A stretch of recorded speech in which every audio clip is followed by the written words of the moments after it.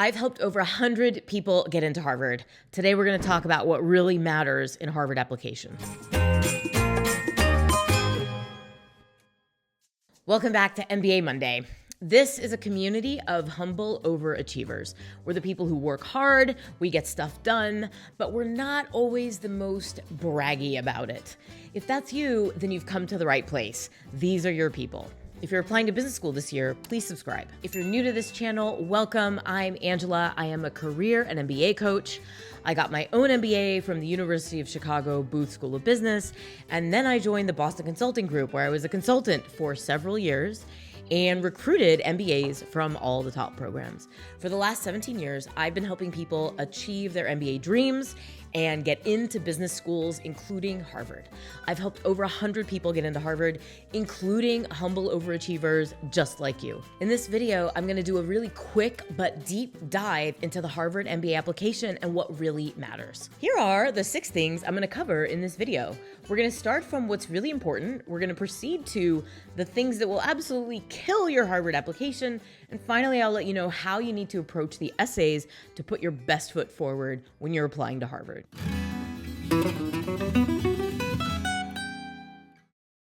Let's start with the bottom line. To understand the bottom line in what Harvard is looking for, you have to read between the lines of what they say they're looking for on their website. I'll put the link in the description below so you can read it yourself.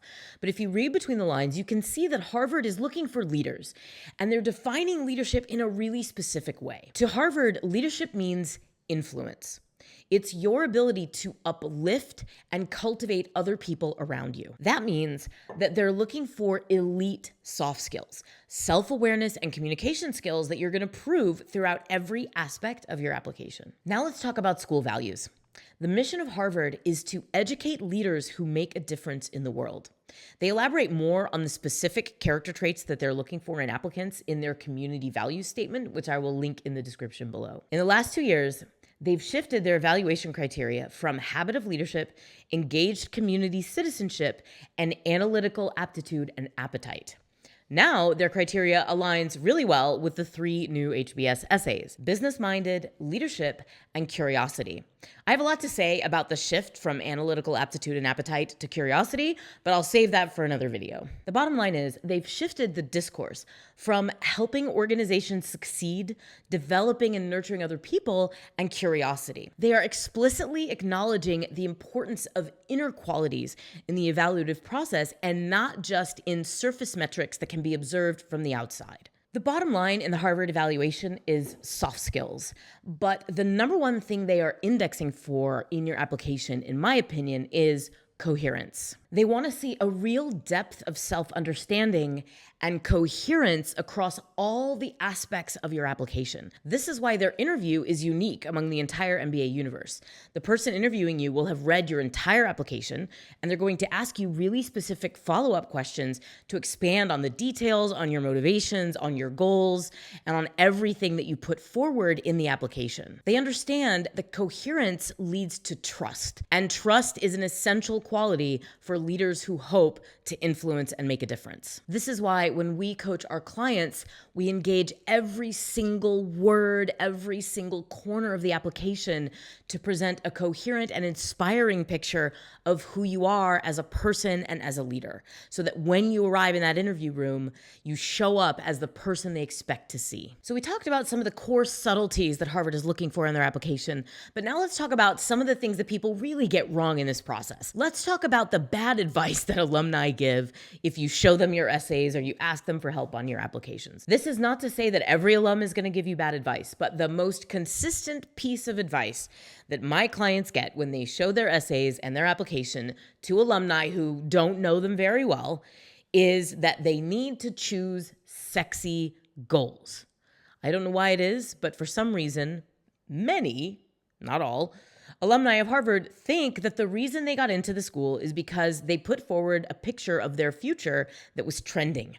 They said they were going to get into venture capital or private equity, or they were going to start a business post-MBA. They therefore locked in the belief that the Harvard Admissions Committee is evaluating your application on the basis of some formulaic future that they're hoping to see. This piece of advice is absolute nonsense. There are 900 people in a given Harvard class. It is not appropriate for all 900 people to go into the same set of goals. It wouldn't even be possible. Furthermore, putting goals that align with what's popular is going to betray the things we've already talked about. You need to present a coherent picture that reflects self-knowledge and your own values. So whatever your planned goals are post-Harvard, they will work. You just have to paint an inspiring and well-researched, both internally and externally, picture of the path you intend to take post-Harvard. By the way, if you're still reflecting on your goals and you're contemplating a few different options, you might want to download our Harvard Essay Prep Toolkit.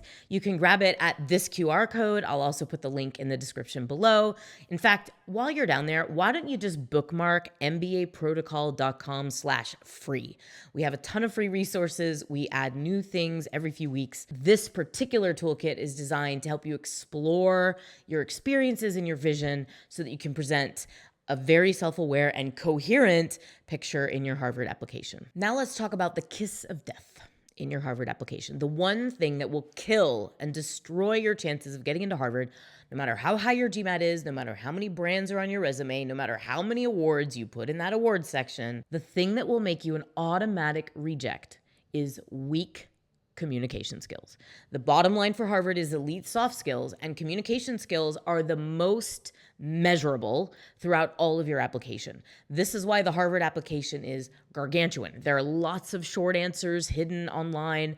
There are 3 essays, there are 2 recommendations, and then there's a really, really deep grilling interview so that they can fully gauge and understand your communication skills in a variety of contexts. This is super important to them because given the case method, your entire grade is going to be based on your communication skills, your ability to translate what you know into language that your classmates can understand and play with as you're talking through what the case protagonist should do at the end of the day. Poor communication skills are a function of 3 things. The first is low empathy. This means an inability to understand that other people have different backgrounds, different knowledge, and different information than you do. And it's your job to translate what you know into language that the other person can understand. The second is lazy thinking.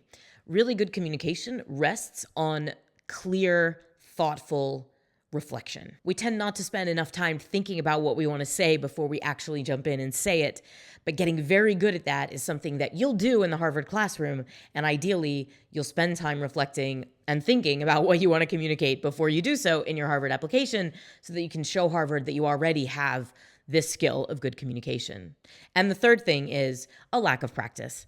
So it's one thing to understand that people are different from you and to know that you need to translate your thoughts in a way that they can understand. It's another thing to have practiced that effectively enough so that you can do it across all the written application components as well as live in the interview. This is essentially what all of our coaching is about at MBA Protocol. We work with our clients over a long period of time to reflect on their experiences, to extract meaning, to communicate it in a variety of different ways so that anyone can understand the substance of their experiences and their achievements. And then we put it into all the application components and prepare them for their interviews. If you want to talk to us about working directly with an MBA Protocol coach on your MBA applications, you can do that at the link on the screen, mbaprotocol.com/MBA. We'd absolutely love to talk to you. So what does all this mean for how you should approach your essays? First of all, you want to steer clear of using AI. AI is really good at putting a finishing polish on something, cutting words, or giving you a lot of different ways to express something, but it can't do the deep thinking for you. Your Harvard application has to rest on a really solid foundation of self-awareness and reflection. So go grab our Harvard Essay Prep Kit and start doing the deep work to understand yourself.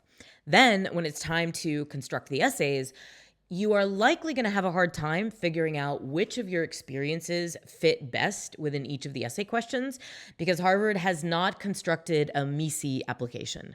If you know, you know. So you may find yourself moving the topics or moving your stories around among the essays, and that's okay. When we work with clients on Harvard essays, we try a lot of different things. We iterate in a lot of different ways so that we can land on the final picture that has everything in the right place and fully expresses a coherent picture of an inspiring leader who is ready to influence others. All right, that's it. That's my 6-step deep dive into what it really takes to get in to Harvard Business School.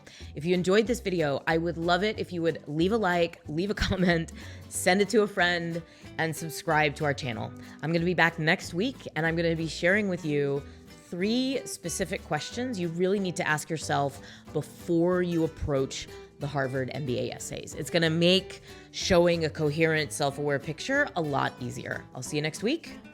I'll probably still be wearing my Harvard shirt. I'll see you then. I'm Angela.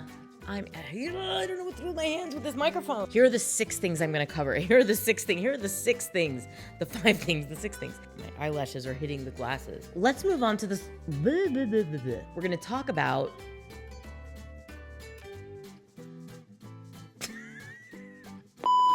your Harvard application has to rest on a, and